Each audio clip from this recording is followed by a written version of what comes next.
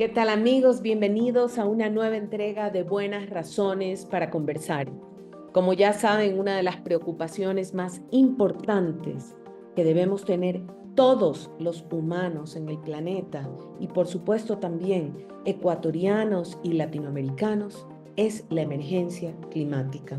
Aprendí de una experta, Yolanda Cacabatze, a no decir cambio climático porque todo cambio es bueno y lo que vivimos es una emergencia y una crisis climática tremenda. Hoy nuestro invitado es Raúl Córdoba.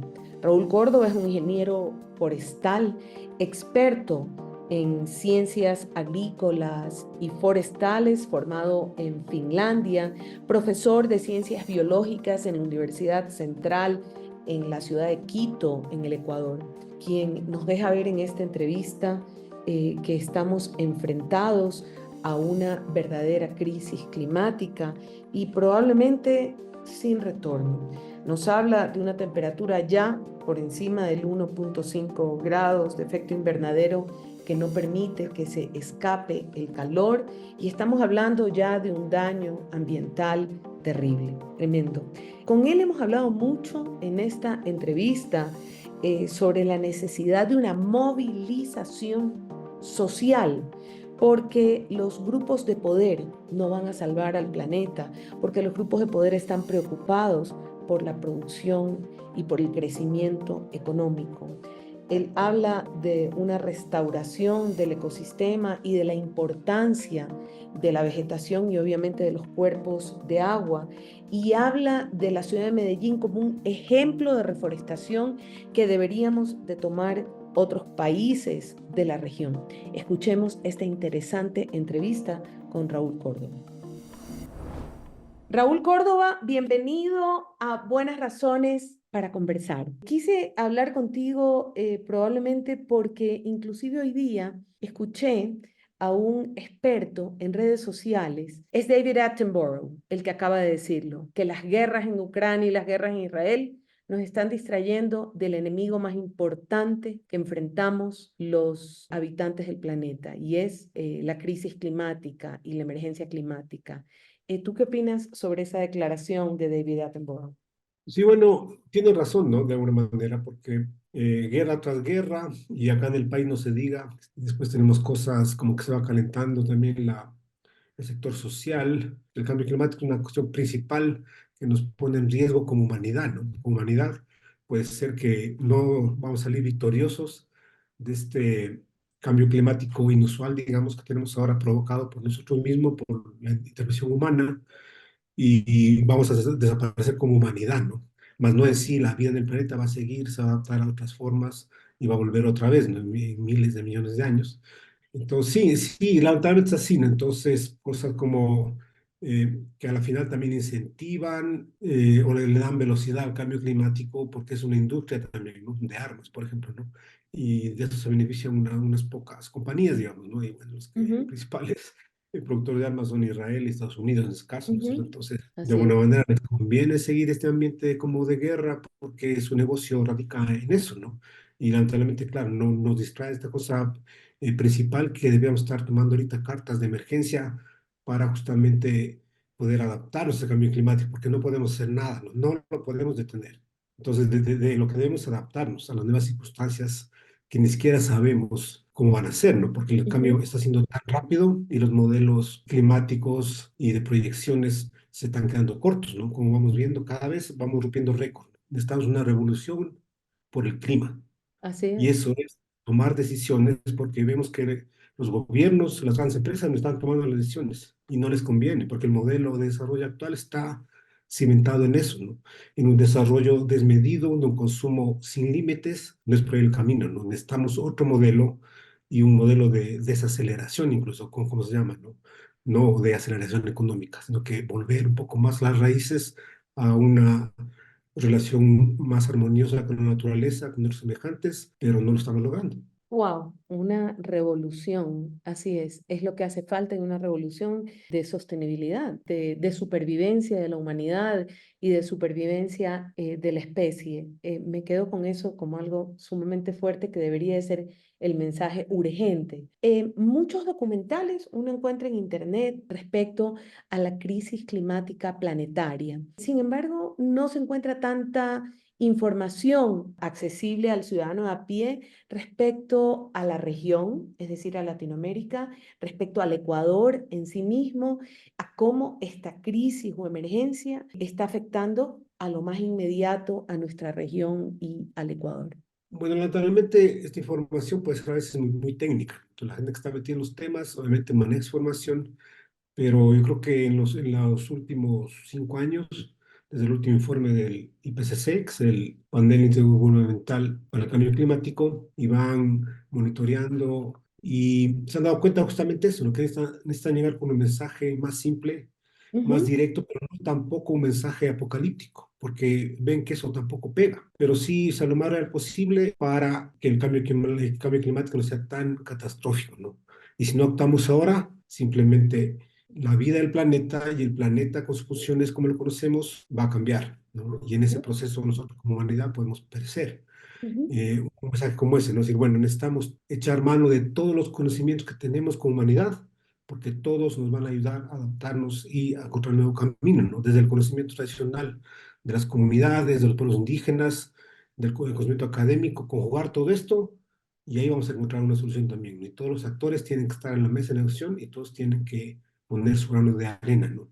Todos los ¿Está actores. Y pasando eso aquí en Ecuador? ¿Están sentados en una mesa los ciudadanos comunes, los educadores, para tomar decisiones urgentes? yo digo, mientras el cambio climático, esos impactos no toquen a la puerta, ¿no? Y entre Antes pateando la puerta, no vamos a no vamos poder. a hacer, no nos topa a nosotros y no Entonces ahí hacemos te hago nada. una pregunta. Por ejemplo, voy a citar los incendios forestales o los incendios cerca de Quito, los incendios en la Sierra ¿No? Ecuatoriana. ¿Es una tocada de puerta fuerte o en realidad no tienen ninguna relación con el cambio climático?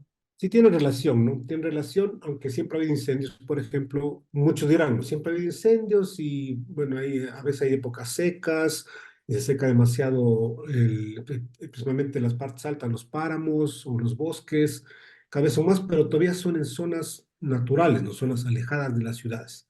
Pero si el Ujú, incendio nos tocara en la ciudad, como pasó recién, por ejemplo, en Chile, ¿no? Y mucha gente muerta. Eso es un incendio así como que para mover los cimientos de la comunidad nuestra, ¿no? Digamos, sí, esto va a pasar y va a seguir pasando y tenemos que adaptarnos, tenemos que ver cómo vamos a combatir si hay un incendio, cómo nos organizamos para mitigar eso, ¿no? Por dónde vamos a escapar incluso, ¿no es cierto? por Entonces, supuesto. y ni siquiera en Chile, que es un poco más avanzado también en la cuestión de planificación, tenían eso, ¿no?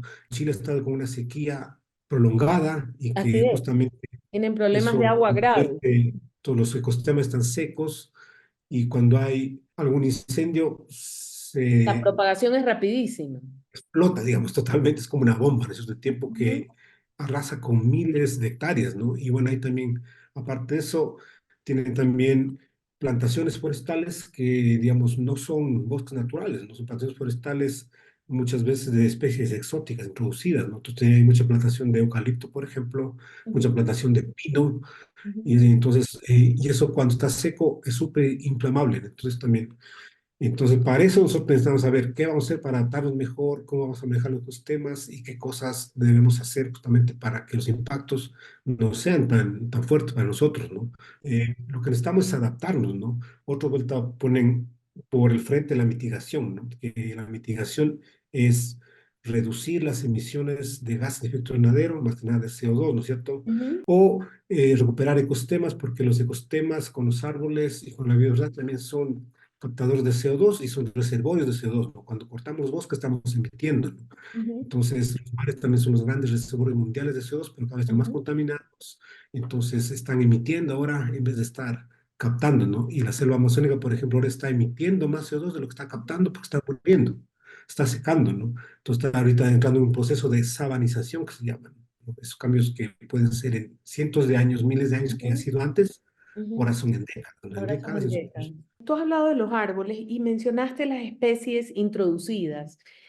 Yo vengo de una ciudad, de Guayaquil, que es una ciudad sin árboles prácticamente, y que siempre escuchaba hablar a mis padres de los guayacanes y del guachapelí, de unas especies que ellos habían visto cuando ellos eran chicos y que yo prácticamente alcancé muy poco, y muchas administraciones de la ciudad introdujeron la palmera, pues porque se veía bastante en Miami, ¿no? Seguramente pensaban que era bonito comercialmente. Tú hablaste del modelo de comercio, de crecer, y ¿cuál es realmente la consecuencia de que una ciudad no tenga árboles? ¿Por qué esos árboles deben ser de especies nativas, originarias de esa ciudad, sector, altitud, región? Bueno, los árboles tenemos también estudios, ¿no? Que ven en ciudades que son arboladas, son ciudades más frescas, ¿no? Porque los árboles obviamente están vivos, respiran. Claro, son súper importantes. Con calles arboladas, por ejemplo, vemos que la diferencia de temperatura en una calle con árboles y sin árboles puede ser hasta como de unos 10 grados de diferencia, ¿no? Al sol directo, digamos, ¿no? Entonces vemos que tenemos ahí soluciones básicas, fáciles, de bajo Fácil. costo, pero que ni siquiera eso lo estamos haciendo, ¿no? ¿Y por Tenemos qué? una experiencia interesante aquí en Colombia, ¿no? Tenemos aquí en Medellín. Ujú, Ellos hicieron los corredores de árboles y lograron bajar la temperatura de la ciudad como en 2 grados, ¿no? La temperatura global anual. Simplemente haciendo corredores de árboles, conectando parques con ecosistemas donde haya también corredores biológicos, porque por ahí es por donde se mueve también la biodiversidad, ¿no? Entonces, a veces es mejor tener un árbol tal vez exótico a no tener nada, ¿no es cierto? A veces también no toca, yo digo, demonizar a los árboles exóticos o a las especies exóticas siempre y cuando éstas no sean invasivas, ¿no? Entonces, depende el manejo que uno se le hace en los fines para que uno lo está plantando para que sea problema o no, ¿no es cierto? Entonces tenemos aquí especies exóticas ornamentales, por ejemplo, ¿no? Son las ujú, más conocidas como la ciudad, ¿no? Palmeras y otro tipo ujú, de árboles que no son propios, pero cumplen una función también, ¿no? Otra ujú, cosa es tener una plantación tal vez de un monocultivo como de eucalipto. Vamos a poner, por ejemplo, vamos a poner en los páramos eucaliptos o pinos. Es un ujú. crimen totalmente No sabía. ambiental y social porque estos árboles, bueno, son exóticos y son bombas de agua, ¿no? Chupan todo el agua que tienen porque tienen unas raíces profundas, los eucaliptos, por ejemplo, entonces van a tratar de robar todo el agua que puedan, ¿no? Son bombas de agua. Pueden ser buenos en suelos, por ejemplo, donde no hay árboles, son degradados, pero que no son de cuestiones naturales, ¿no? Entonces no vamos a cortar selva, digamos, no vamos a destruir el páramo para poner plantaciones. Pero si tenemos unos suelos ya degradados, ¿no? Que han sido cultivados, están erosionados, podemos ahí tal vez plantar árboles para que recuperen el suelo de alguna manera, porque también cuando bombean agua, también bombean nutrientes y los nutrientes están más a disposición de las plantas en la superficie, digamos, ¿no? Ajá. Entonces, como te digo, depende del manejo que le demos y el conocimiento que tengamos para poder también utilizar especies exóticas y son una opción también, ¿no? Son una opción. ¿Y el pino, por qué no? No sabía nada de lo que me has dicho. Pino, Estoy aprendiendo. sí, el pino, bueno, el pino no es de acá, ¿no? El pino es producido, tenemos pinos Ujú. acá producidos de Hemisferio norte. Norteamérica más que nada, sí, de Norteamérica. Acá no tenemos pinos, digamos, naturales, solo tenemos una especie de conífera, algo parecida al pino, por lo menos de la misma del mismo orden, de la familia. Entonces, bueno, los pinos pueden ser también un poco hasta mejores que los eucaliptos porque crece rápido también, ¿no? Crece rápido, pero si los ponemos también en páramos, obviamente va a haber un impacto ambiental fuerte y con cambio climático, lo que nosotros normalmente estamos ahorita es conservar el agua, ¿no? Los cuerpos de agua de los Porque páramos. el agua va a ser el principal elemento que va a hacer la La diferencia, ¿no? vida. El Ujú. agua de calidad y en cantidad, ¿no es cierto? Digo, puede faltar todo, incluso hasta el alimento a veces puede faltar, pero sin agua Tráeme el agua. sea, te mueres en 2, 3 días, ¿no? Simplemente si es que no bebes agua. Entonces, el pino puede ser un poco más favorable porque a veces puede crecer en el suelo, pueden crecer hongos, por ejemplo, ¿no? Estos hongos Ujú. comestibles, un producto de los hongos y la madera también puede ser bastante apetecida, pero en general, como te digo, deberíamos de analizar dónde ponemos. Entonces, en el lugar correcto, en el lugar indicado, las condiciones indicadas, pueden ser un beneficio antes que un problema, ¿no? Pero generalmente acá lo que hemos hecho es poner en los páramos, cortar bosque natural andino para poner pinos, para poner eucaliptos, y entonces estamos comenzando a cambiar eso, ¿no? ¿Qué especies son las características de ese bosque natural andino del que me estás hablando, que es el que han talado? Bueno, tenemos varias, ¿no? Tenemos varias que crecen ahí naturalmente. Por ejemplo, tenemos arrayanes, tenemos nepomamaquis, podemos poner incluso las chilcas, ¿no? Que son unos arbustos naturales que crecen muy rápido.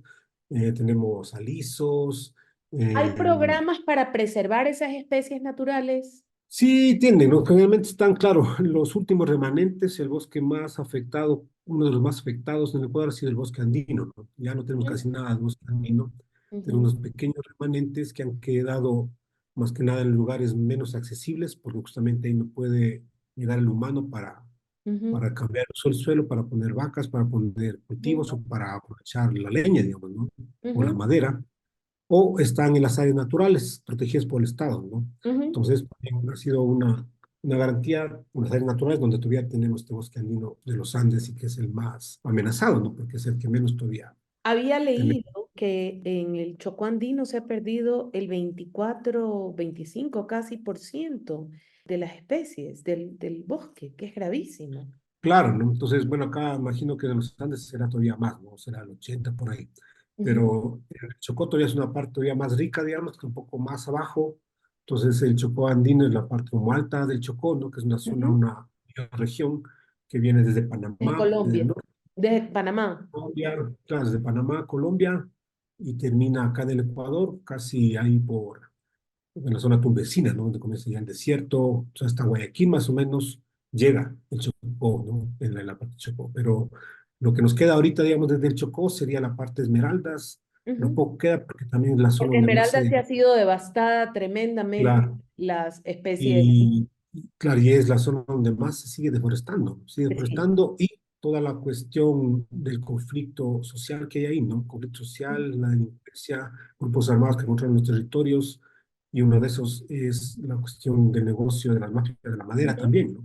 Sí. Aparte de la minería y de las cuestiones del narcotráfico, tráfico de Sí. armas, Es una está todo zona con conectado, problemas ¿no? gravísimos de todo tipo. Lo triste es que por ser una zona conflictiva, tampoco el Estado la va dejando ahí, no la va abandonando, nadie quiere ir ahí, ¿no? Ningún profesional quiere irse a trabajar para allá y queda todavía más abandonada y esa gente va a estar más marginada de lo que ha estado. Es una zona donde se debe invertir mucho en la cuestión social y ambiental, ¿no? Para Ujú. pueda salir de ese círculo vicioso que hay, ¿no? Hoy en Buenas Razones para Conversar está con nosotros Raúl Córdoba, ingeniero forestal, profesor de Ciencias Biológicas de la Universidad Central, con estudios en Finlandia en Ciencias Agrícolas y Forestales. Definitivamente aprendemos mucho sobre la necesidad de la preservación de los bosques naturales, el bosque natural andino, que versus el eucalipto, que es una especie introducida, que además toma demasiada agua del terreno. Aprendemos mucho sobre la necesidad de adaptarnos al cambio climático. En alguna fuente estos días también escuché que no tenemos que preocuparnos de que el planeta se acabe porque el planeta no se va a acabar. Los que nos vamos a acabar somos los humanos porque el planeta seguirá ahí existiendo aún sin vida humana. Yo me quedé con la mayor lección de Raúl Córdoba, quien nos invita a todos los que escuchamos este podcast y a todos los que habitamos el planeta Tierra a una revolución por el clima. Efectivamente, él nos invita a una movilización social, una movilización necesaria desde la sociedad civil. Escuchemos esta entrevista. Tengo que preguntar, a pesar de que tengo unas preguntas respecto a políticas públicas y a decisiones necesarias como país, tengo que irme a la costa. ¿Cuál es la situación de la costa ecuatoriana respecto a su vegetación, a las especies y a lo que urge atender? Bueno, en la costa también hemos tenido una devastación grande, ¿no? Casi ya no tenemos bosques naturales ahí. Como te digo, lo que queda es en la parte norte del Ecuador, la parte de Esmeralda, la parte con más bosque tropical de la costa. Tenemos toda la zona de Manabí, ya hasta Guayas, El Oro, han sido zonas de bosque seco, ¿no? De bosque seco tropical, pero Ujú, digamos, ujú, un ecosistema natural, ¿no? Tenemos todavía algunas reservas ahí que son del Sistema Nacional de Áreas Protegidas, también reservas privadas que están preservando lo último que queda, ¿no? Y tenemos algo importante en la costa, que son los manglares, ¿no? el Los manglar, que también manglares ha sido son devastado claves, irresponsablemente claro. Entonces, con la cuestión del boom camaronero, de la se han industria devastado camarón. completamente los manglares. Es gravísimo porque los manglares también son bosques bastante biodiversos, que contienen también mucho carbono, ¿no? Son reservorios de carbono en el suelo, se llama el carbón azul. Cientos de años el carbón está en forma de como de lodo, y de ese lodo es súper rico en nutrientes, ¿no? Entonces, cuando cortamos manglar, otra vez regresa a la atmósfera, entonces tenemos una emisión súper fuerte ahí, ¿no? Además de eso, nos da, bueno, una protección en manglar, ¿no? Contra eventos del mar. Entonces, y además tienen mucha biodiversidad porque son como las incubadoras del mar, ¿no? Ahí van muchas especies justamente a reproducirse, son importantes, pues son fuentes de medios de vida de muchas poblaciones que Ujú. viven del mar, ¿no? Que es un poco más sostenible que solamente cortar para hacer una camaronera, que le va a beneficiar tal vez a una compañía, va a dar trabajo, yo que sé, a unas pocas personas y nos va a llenar de químicos, de antibióticos, de fármacos para preservar el camarón, que es un producto bastante apetecido para exportación, ¿no? Somos, creo, ahorita otra vez el number one, ¿no? De Así es, importador del mundo, otra vez, ¿no? sí. Pero a costa de Pero los a ese ciudadanos. precio. Creo que es preocupante también, ¿no? En la parte de la costa, porque, bueno, con el cambio climático, la previsión es que el mar va a subir, ¿no? Va a subir su nivel, entonces muchas zonas, muchas ciudades van a estar inundadas. Muchos piensan que para el fin de la cinturia el mar puede subir, depende del calentamiento que tengamos, pero vemos que estamos calentando súper rápido. Pero ahorita estamos en el 2024 y ahora vemos que ya, creo que fue hace un par de semanas, la Tierra se calentó durante 2 días consecutivos a 2 grados. A 2 grados. Y eso estaba previsto máximo para el 2100 llegar a 1,5 recién. Eso sí realmente es una... Y ya no hay retorno pasado un punto. No hay retorno casi, ¿no? Porque lo que pasa es que como estos gases de efecto invernadero actúan justamente como eso, ¿no? Como un invernadero, ¿no? Entonces Ujú, es una capa de gases que no deja escapar el calor que la Tierra capta del Sol, que es el principal proveedor de la energía, digamos, ¿no?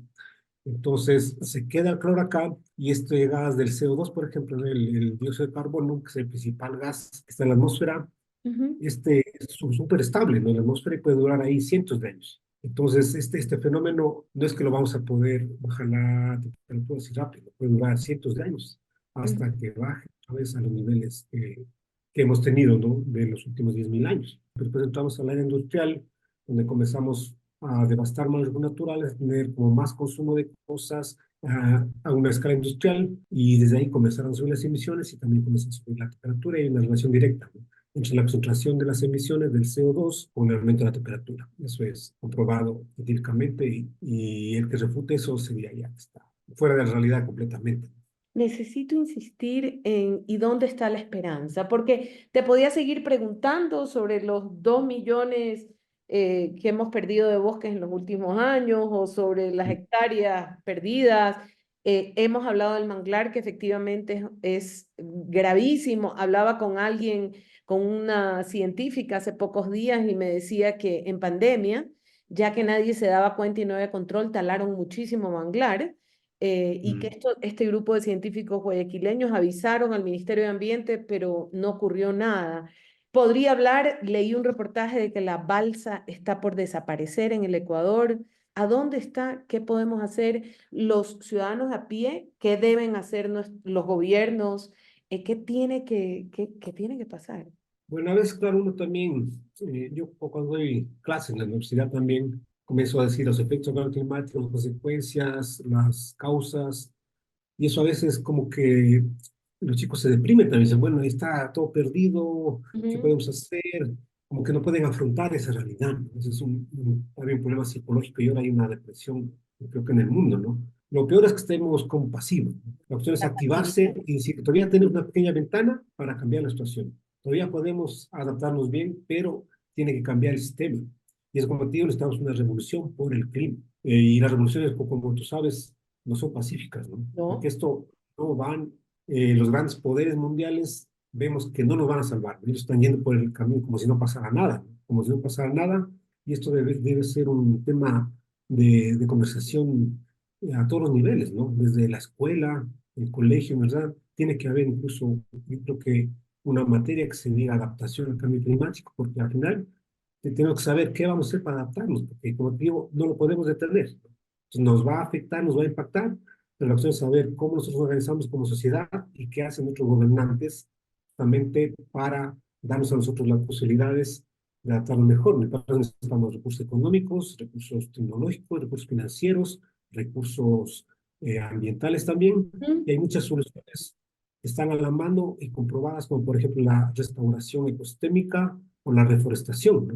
Y aquí deberíamos tener ya hace rato una ley sobre el cambio climático, como tienen otros países, ¿no?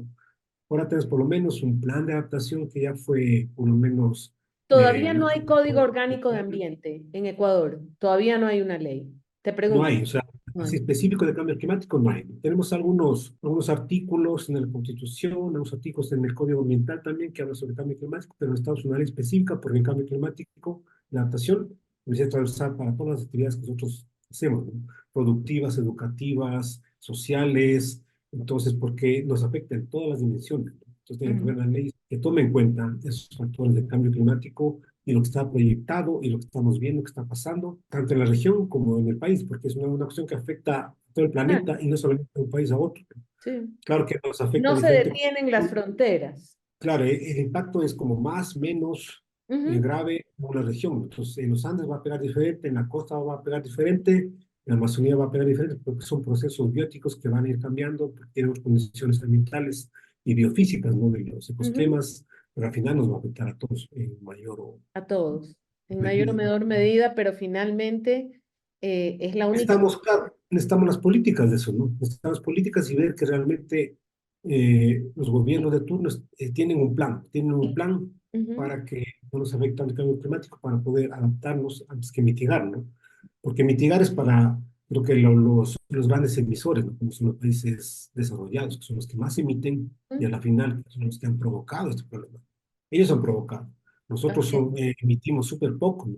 Sí, sí. Es insignificante casi nuestras emisiones, pero nosotros vamos a ser más afectados porque estamos menos preparados, tenemos menos recursos económicos, tecnológicos, humanos, no estamos tan bien preparados Ujú, técnicamente también para hacer esas cosas, pero necesitamos como movilizarnos, ¿no? Porque necesitamos movilizarnos, de ahí tiene que empezar la presión, ¿no? La movilización social para esto porque está concatenado con muchas otras cosas, ¿no? Tenemos unos límites que no deberíamos sobrepasar para que la Tierra entre a un estado que no lo conocíamos antes. Entonces, si sobrepasamos cambio climático, obviamente la Tierra entra a un estado diferente y se va a autorregular porque hay una teoría que se llama de Gaia, que la considera la Tierra como un sistema vivo, que tiene estos ujú, 7 límites y cuando están funcionando de una manera sin la intervención, digamos, mayor del humano, la Tierra va a seguir por millones de años con condiciones benignas para la vida y ujú. para que se desarrollen estos procesos, ¿no? Pero entonces, si pasamos algunos de estos límites, entramos a otro estado que no sabemos al final eh, en qué estado vamos a estar, ¿no? Otros de la cuestión de la biodiversidad, otros del agua, por ejemplo, otros de la acidificación del mar, por ejemplo, Ujú, lo que el mar contigo es el gran reservorio de CO2 del planeta ujú. y también el reservorio de biodiversidad, ¿no? Y Ujú. también el gran regulador la temperatura, porque el mar es el que absorbe la temperatura y Regula la libera. temperatura del planeta. Ah, entonces, si tenemos un mar caliente, el planeta va a cero, ¿no?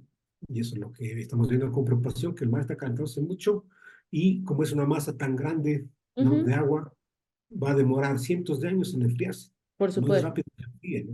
Te agradezco muchísimo por la entrevista. Me quedo con esa revolución por el clima. De verdad, qué interesante. He aprendido mucho y he repletado mi cuaderno de anotaciones de todo lo que Mm. aprendí en esta entrevista.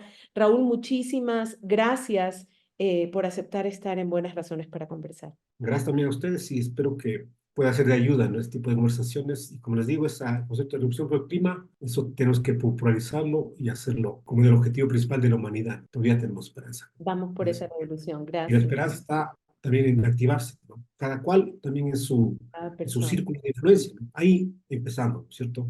En el Mm. círculo nuestro de influencia, comenzando por la familia misma. Y después extendiendo a nuestros amigos, nuestros vecinos, nuestros lugares de trabajo, pero estos temas tienen que estar en la tabla de discusión todo el rato. Así es. Gracias, ¿ah? Quiero agradecer hoy la presencia de Raúl Córdoba, profesor de Ciencias Biológicas de la Universidad Central en la ciudad de Quito, en Ecuador, quien tiene estudios en Finlandia en ciencias agrícolas y forestales. Raúl Córdoba nos deja muchas lecciones. La más importante es alertarnos sobre la destrucción del hábitat en el planeta y sobre la importancia de cuidar los páramos, los cuerpos de agua, de reforestar y de seguir ejemplos que ya son valiosos en nuestra región y que nos demuestran que sí se puede hacer. Gracias por acompañarnos hoy en esta entrevista y no dejen de buscarnos en nuestras redes sociales en @cabipunk y en nuestra página web www.ipank.org. Nos vemos en una siguiente entrevista. Hasta pronto.